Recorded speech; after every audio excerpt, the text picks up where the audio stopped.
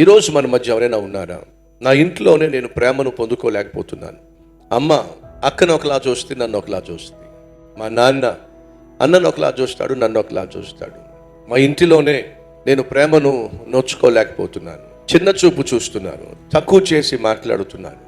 నా భర్త అందరితో బాగా మాట్లాడతాడు, కానీ నా దగ్గరకు వచ్చేసరికి ఏమిటో హేళనగా మాట్లాడతాడు. వాళ్ళ చెల్లెళ్ళతో చాలా చక్కగా మాట్లాడతాడు, వాళ్ళ తమ్ముళ్ళతో చాలా చక్కగా మాట్లాడతాడు, వాళ్ళ ఇంటి వారితో చాలా చక్కగా మాట్లాడతాడు, కానీ నా దగ్గరకు వచ్చేసరికి మాత్రం చాలా హీనంగా చూస్తాడు అని వాపోయేటటువంటి సహోదరిగా నువ్వు ఉండొచ్చు.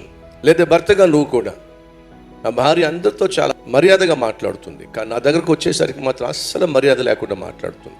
భర్త అనేటటువంటి అస్సలు గౌరవం ఇవ్వదు, ప్రతిదానికి చిరాకు పడుతుంది. కష్టపడుతున్నాను, ప్రయాసపడుతున్నాను, రెక్కలు ముక్కలు చేసుకుంటున్నాను, జీతం తీసుకొని తన చేతిలో పెడుతున్నాను, అయినప్పటికీ నాకు తగిన గౌరవం దొరకటం లేదు. కొన్ని కనీసం నా పిల్లలన్నా అర్థం చేసుకుంటారంటే వాళ్ళు కూడా అలాగే తయారయ్యారు. నా భార్య ఏం చెప్తే దానికి నా పిల్లలు తలకాయ ఊపుతున్నారు తప్ప నాన్నగా నన్ను అర్థం చేసుకోవటంలా, అసలు నన్ను పట్టించుకోవటం లేదు. ఎందుకు వచ్చిన జీవితం ఇది అనేటటువంటి బాధ మీలో కొందరికైనా ఉండే ఉంటుంది.